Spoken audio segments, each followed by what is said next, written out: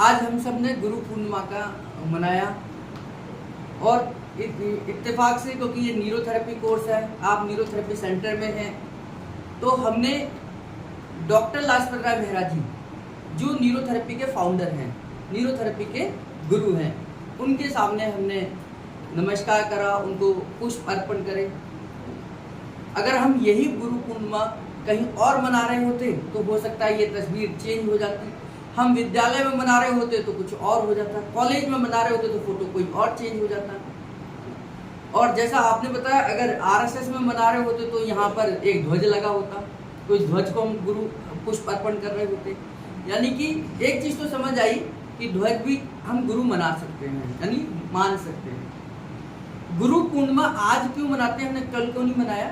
आज गुरु वेद व्यास जी का जन्मदिन है, जिन्होंने रामायण लिखी, हमारे हिंदू ग्रंथों में महाभारत लिखी, हमारे हिंदू ग्रंथों में जो व्यास जी का जन्म है वो आज के दिन मानते हैं और उनको गुरु का दर्जा दिया गया सबसे ऊंचा। और दूसरा, गुरु का जो रोल है जो आपके जीवन में है, गुरु अंधकार को मिटाकर उजाले की तरफ लेके जाता। अंधकार ये नहीं कि कोई अंधेरा है, अंधकार का मतलब होता है अज्ञान। जो चीजें आपको नहीं पता, जो भी चीजें नहीं पता, उन चीजों के बारे में आपको बताना, जो भी बता रहा है वो गुरु है। अब कोई रास्ता बता रहा है, आपको रास्ता ही नहीं पता, ये थोड़ी कि अंधकार में ही होगा। अंधकार का मतलब अज्ञान, अज्ञान का मतलब जिसका आपको कोई ज्ञान ना हो, वो अंधकार है, जिसके बारे में आप ब्लैंक हैं। अगर मैं आपको चाइनीज बोलूं, आपको नहीं समझ आएगा ना, क्योंकि आपको चाइनीज जीरो है, आपको कुछ भी नहीं आता। लेकिन अगर मैं आपको चाइनीज सिखाऊंगा तो यानी कि अब आपको चाइनीज धीरे धीरे समझ आने लगेगी, तो यानी कि चाइनीज सिखाने वाला मैं गुरु हो गया आपका। तो गुरु का मतलब जो भी अंधकार से, जो भी अज्ञान से, जो भी हमें नहीं पता उसके बारे में बताता है, वो हर व्यक्ति हमारा गुरु हो सकता है। जैसे हम ये कहते हैं कि हमारे परिवार में सबसे पहला गुरु कौन है? हमारे माता पिता हैं, और उनमें भी माता है जो हमें छोटी छोटी चीजें सिखाती है। कैसे ब्रश पकड़ना है, कैसे नहाना है, कैसे कपड़े पहनने हैं, कैसे उठना है, कैसे बैठना है, क्या बोलना है, सबको जी कर कर बोलना है, इसका है। फिर दूसरा, विद्यालय में जाते हैं, स्कूल में जाते हैं, कहीं पाठशाला में जाते हैं, कहीं भी हम पढ़ने जाते हैं, तो वहाँ दूसरा गुरु हमारे टीचर बन जाते हैं, क्योंकि वो हमें ज्ञान देता है, सही और गलत को परखने का समझ देते हैं, है ना? हमें पता चलता है कि हमें क्या करना चाहिए और क्या नहीं करना चाहिए, गलत क्या है, सही क्या है। तो हमारे विद्यालय में गुरु गए, हम वहां से आते हैं, हम ट्यूशन पढ़ने जाते हैं, तो ट्यूशन पढ़ने वाला हमें और नई चीजें सिखा देता है, तो हमारा वो गुरु हो जाता है। फिर हम आगे चलते हैं, हम कॉलेज में जाते हैं, कॉलेज में हमारे प्रोफेसर गुरु हो जाते हैं, उससे आगे चलते हैं हम किसी ना किसी प्रोफेशनल लाइफ में जाते हैं। आप न्यूरोथेरेपी लाइफ में आए हैं, न्यूरोथेरेपी को सीख रहे हैं, तो यहाँ पर हमारे गुरु कौन है? डॉक्टर लाजपत राय मेहरा जी हैं। मैं आपको सिखाता हूँ तो हम भी हो सकते हैं, मैं आपको उनके बारे में बताता हूँ तो हम हो सकते हैं। गुरु जी ने न्यूरोथेरेपी को बनाया, हम सबको उसके बारे में बताया, न्यूरोथेरेपी के फायदे बताए, न्यूरोथेरेपी से क्या क्या कर सकते हैं, न्यूरोथेरेपी से कितनी बड़ी बड़ी बीमारियों का इलाज हो सकता है, उन्होंने हमारे सामने खोजा, तो वो हमारे सबसे बड़े गुरु हो गए न्यूरोथेरेपी में। अब आगे जाकर आप न्यूरोथेरेपी सिखाएंगे किसी को, तो आप किसी के गुरु हो जाएंगे, क्योंकि आप किसी को नई चीज सिखा रहे हैं।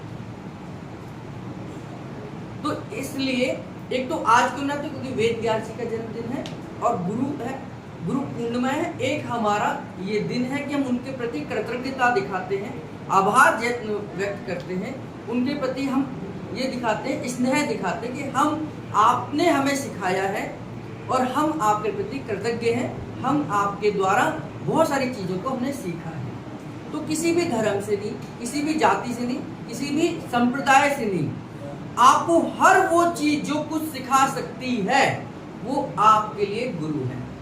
जैसे इन्होंने कहा कि आरएसएस में एक झंडे को, एक ध्वज को गुरु बनाया। क्यों बनाया?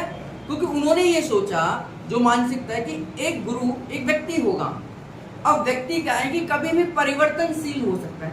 जैसे हम देखते हैं टीवी पर बहुत सारे गुरु हैं, महात्मा हैं, संत हैं, पादरी हैं, बहुत सारे लोग हमें गलत लोग मिल जाते हैं, मस्जिदों में मिल जाते हैं, जो कहीं ना कहीं गलत शिक्षाएं देते हैं। कहीं ना कहीं हमें पता ही नहीं चलता, वो हमें गलत रास्ते पे ले जाते हैं, कहीं ना कहीं वो हमारा माइंड वॉश कर देते हैं, कहीं ना कहीं हमें समझ नहीं आता कि हम गलत और सही क्या है, और बाद में जब हमें पता चलता है क्या ये तो मैंने बहुत गलत सीखा, यानी फिर वो अपने गुरु को गाली देता है, गुरु के प्रति जो उसका सम्मान है वो घट जाता है, फिर वो कभी भी किसी पर ट्रस्ट नहीं करता।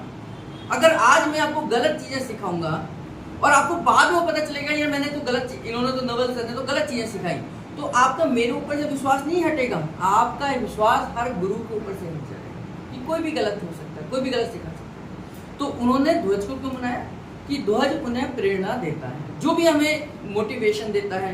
कि उन्होंने केसरिया बनाया, सूरज जब निकलता है तो एक केसरिया कलर होता है, ऑरेंज कलर का होता है, तो एक ऊर्जा होती है उसके अंदर, तो उन्होंने ऊर्जा के रूप में उसको गुरु बना लिया कि भाई हमें ऊर्जा चाहिए, हम निराश नहीं हो ना, तो हमें कौन ऊर्जा दे सकता है, गुरु दे सकता है। गुरु क्या हो गया, एक ध्वज हो गया कि भाई उस कलर का है, तो उस कलर का बहुत सारे लोग सूर्य देवता को गुरु मानते हैं, बहुत सारे लोग चंद्र देवता को भी मानते हैं, तो गुरु हमें हमेशा प्रेरणा देता है एक सही डायरेक्शन में जाने। अब वो कोई भी हो सकता है, छोटा बच्चा भी हो सकता है, बहुत सारी चीजें हमें, छोटी छोटी चीजें छोटा बच्चा भी सिखा जाता है कि नहीं ऐसे नहीं ऐसे होगा। कंप्यूटर में चलाना हमें नहीं आता, वो छोटा बच्चा हमें सिखा देता, तो वो भी हमारे लिए गुरु है। जिसने हमें कुछ भी सिखाया है, कुछ भी सिखाया है, अच्छा सिखाया है, वो हमारे लिए गुरु है। खराब चीज नहीं, खराब चीज सिखाने वाला गुरु नहीं हो सकता। गुरु कभी आपको खराब चीज नहीं सिखाएगा, वो अपना स्वार्थ देख रहा है इसलिए आपको खराब चीजें सिखा रहा है। जो भी खराब चीजें, गलत चीजें सिखा रहा है वो अपने स्वार्थ के लिए सिखा रहा है, आपके लिए नहीं सिखा रहा। गुरु हमेशा आपके लिए सही सिखाएगा कि आपको कभी भी भविष्य में कोई दिक्कत ना आए। मैं आपको बताता हूँ एसिड अल्कलाइन चेक करना, ताकि क्योंकि मैं सिखा रहा हूँ ताकि आप इन फ्यूचर में पेशेंट देखेंगे, यानी कि आपके लिए सिखा रहा है, आपके भविष्य को उज्जवल करने के लिए। तो इसलिए हम गुरु किसी को भी बना सकते हैं, चाहे छोटा हो बड़ा हो।